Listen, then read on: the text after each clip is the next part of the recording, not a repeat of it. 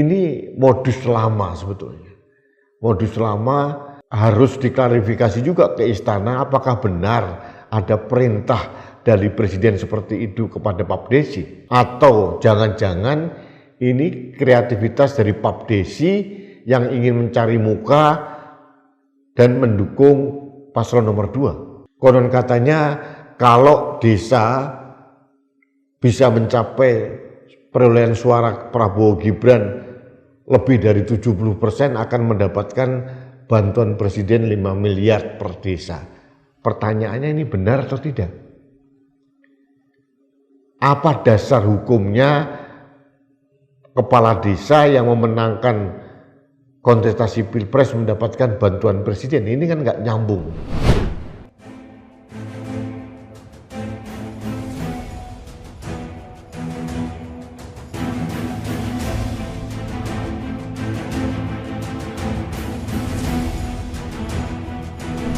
Halo sahabat Indonesia, kita bertemu kembali dalam Opini Rudi edisi akhir pekan. Sahabat Indonesia, hari ini saya membaca berita pengakuan beberapa kepala desa di Jawa Tengah yang konon mendapatkan intimidasi dari rekan-rekan mereka untuk memilih pasangan calon nomor urut 2 yaitu Prabowo Gibran. Yang membuat saya terhenyak pengakuan mereka yang disampaikan kepada wartawan bahwa konon ini dilakukan oleh pengurus Papdesi. Papdesi itu adalah perkumpulan aparatur pemerintahan desa yang kemarin tanggal 29 Desember 2023 bertemu dengan Presiden Joko Widodo di Istana Negara.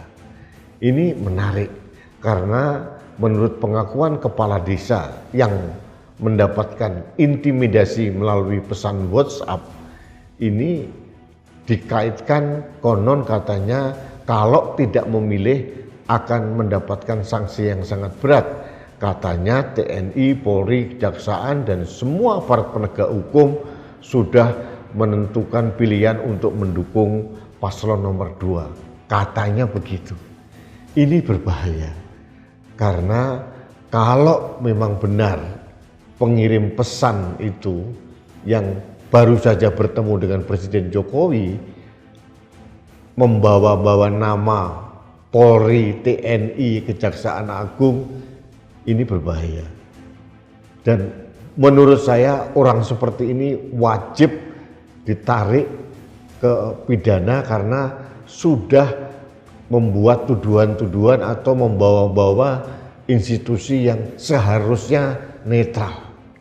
Di sisi lain, pimpinan Polri, pimpinan TNI, pimpinan Kejaksaan Agung harus mengklarifikasi bahwa apa yang disampaikan oleh pengurus Papdesi ini tidak benar. Karena menurut aturan dan sudah disampaikan oleh pimpinan institusi yang bersangkutan, baik TNI, Polri, Kejaksaan, itu netral, tidak boleh berpolitik. Ini komitmen yang disampaikan oleh pimpinan Polri, pimpinan TNI maupun Kejaksaan.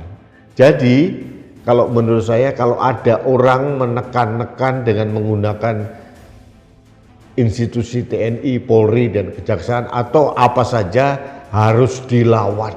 Bukan saja ini melanggar aturan, ini juga melanggar komitmen kita bahwa aparatur negara harus netral, termasuk ASN. Ini modus lama sebetulnya. Modus lama harus diklarifikasi juga ke istana apakah benar ada perintah dari presiden seperti itu kepada Pak Desi.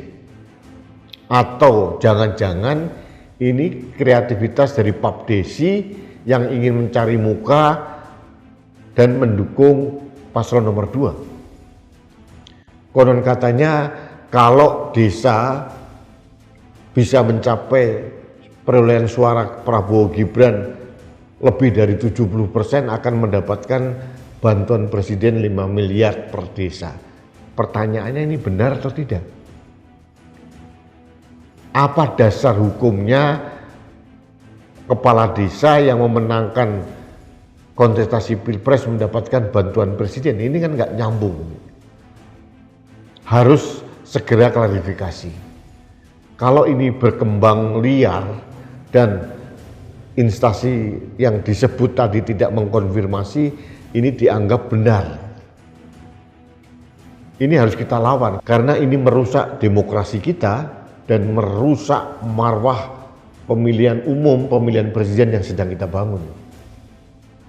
Beberapa waktu yang lalu 176 kepala desa di Jawa Tengah juga dipanggil oleh Polda.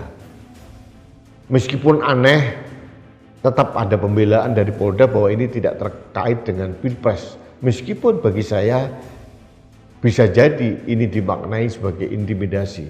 Mengapa pemanggilan itu tidak dilakukan jauh-jauh hari sebelum pilpres atau setelah pilpres, agar kesan politisasi ini tidak nyata, tidak kental. Saya berharap para penyelenggara negara, termasuk penyelenggara pemilu ini harus berhati-hati.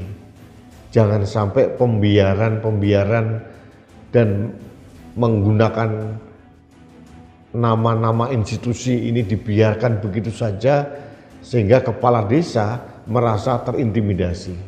Kita sedang membangun demokrasi.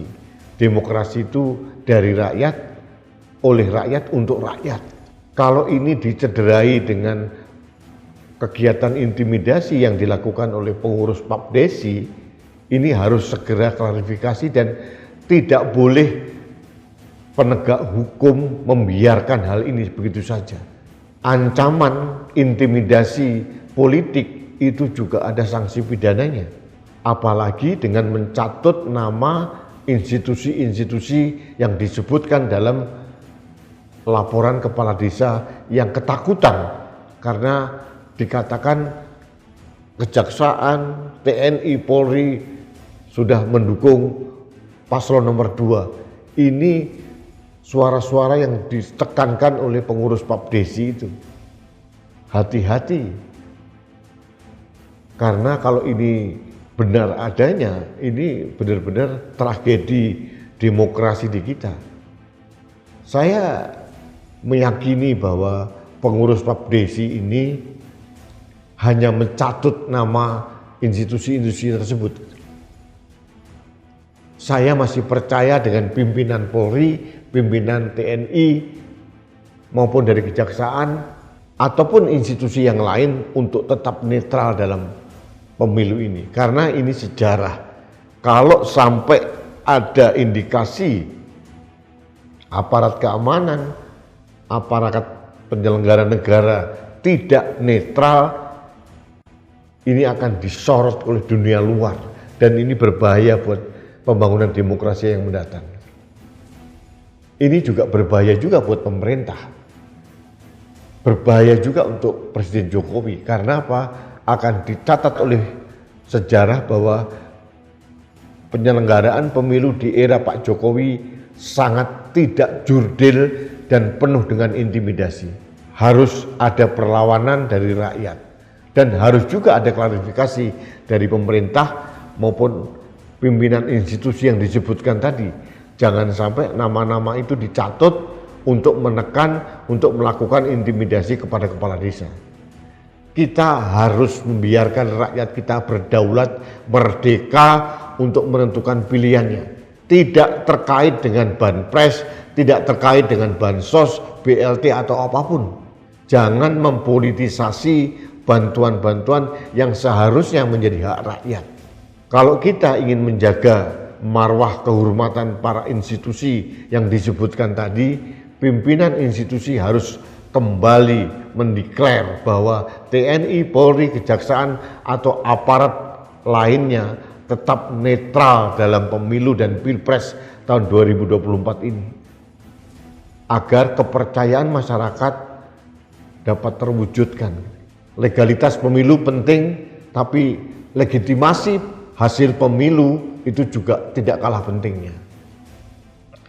Saya berharap Kementerian Dalam Negeri bertindak.